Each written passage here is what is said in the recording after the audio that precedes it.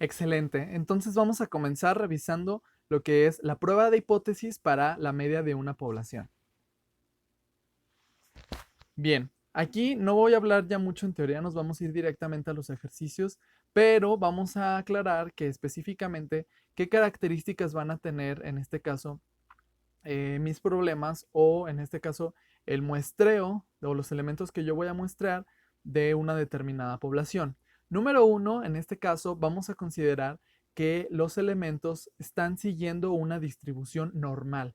¿De acuerdo? Entonces prácticamente la clase que vamos a ver ahora tiene que ver también mucho con la distribución normal y por lo tanto la prueba que vamos a realizar desde el punto de vista estadístico es la prueba Z, ¿sale? La misma que ya habíamos hecho cuando hicimos las estimaciones por intervalos de confianza.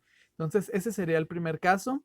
Y además, lo que vamos a considerar nosotros es que conocemos la varianza o la desviación estándar de esa población. ¿Sale? Entonces, esas son las dos características que vamos a considerar.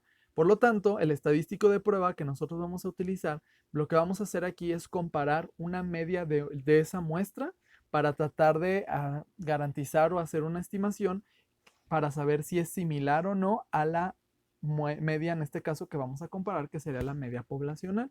¿Sale? Entonces, por eso lo tenemos escrito de esa manera. Entonces, la prueba o la fórmula que vamos a utilizar va a ser la misma Z que ya habíamos utilizado, donde se calcula la diferencia entre la media de la muestra menos la media poblacional y se divide esto entre el error estándar de la media, que es la desviación estándar sobre la raíz cuadrada de la n. Ahorita no se preocupen, vamos a ir explicándolo con el problema. ¿Sale? Bueno, entonces tenemos nuestro primer ejercicio. Dice lo siguiente.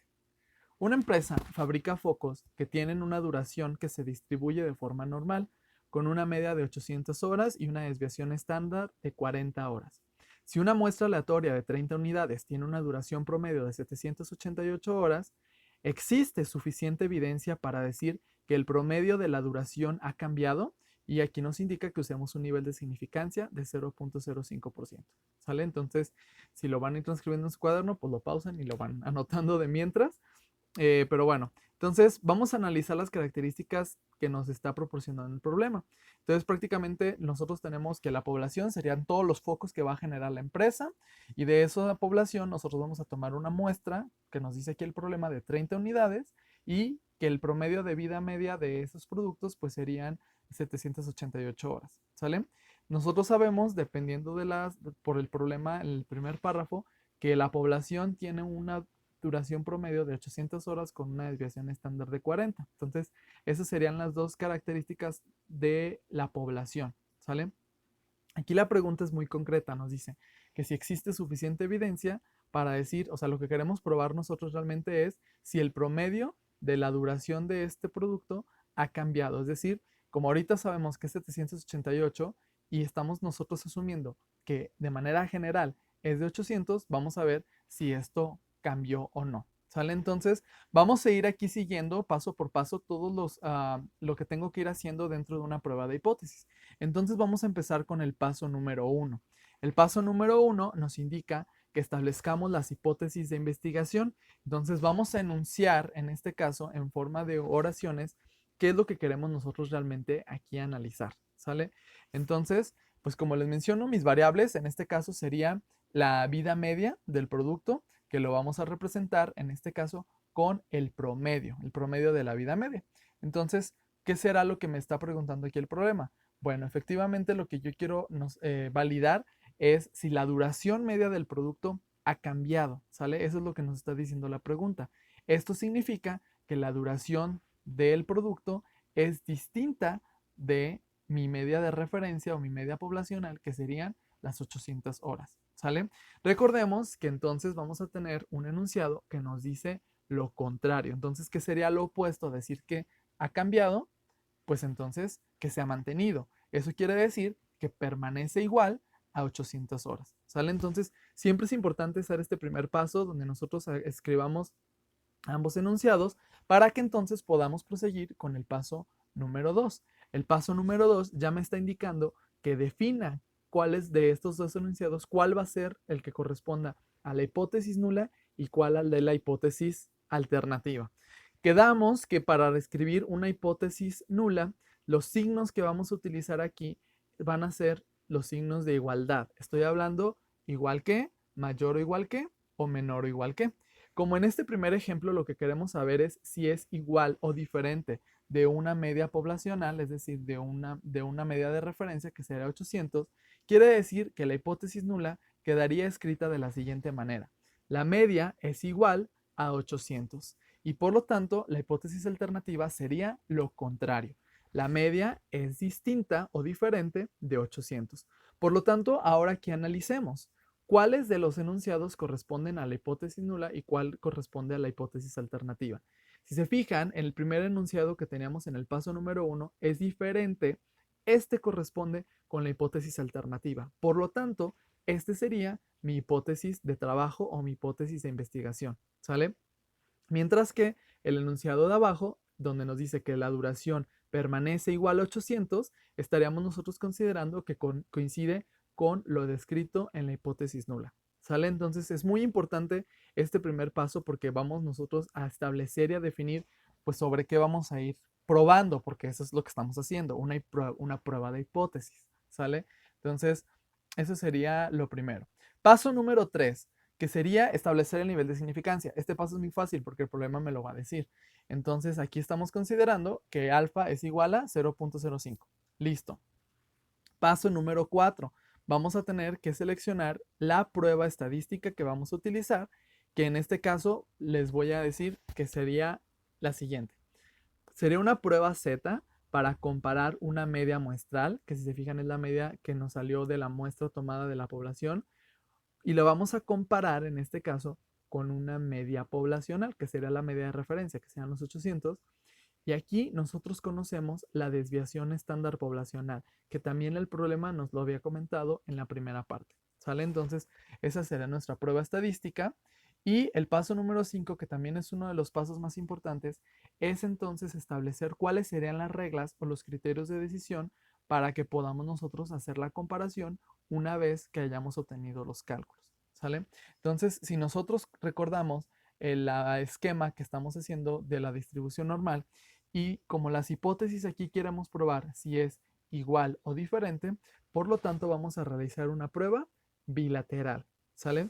En el centro, ¿dónde van a quedar los límites que nos van a especificar dónde se encuentra el 95% del área? Es decir, estamos hablando que el 5% restante, recordemos que se distribuye 2.5 del lado izquierdo y 2.5 del lado derecho. Entonces, ahí nosotros tenemos que irnos a buscar los valores de las tablas, en este caso de la distribución normal, para conocer cuánto equivale Z. Eso ya lo habíamos hecho y ya lo habíamos sacado en una clase y ustedes ya lo tienen anotado en una tablita en su cuaderno.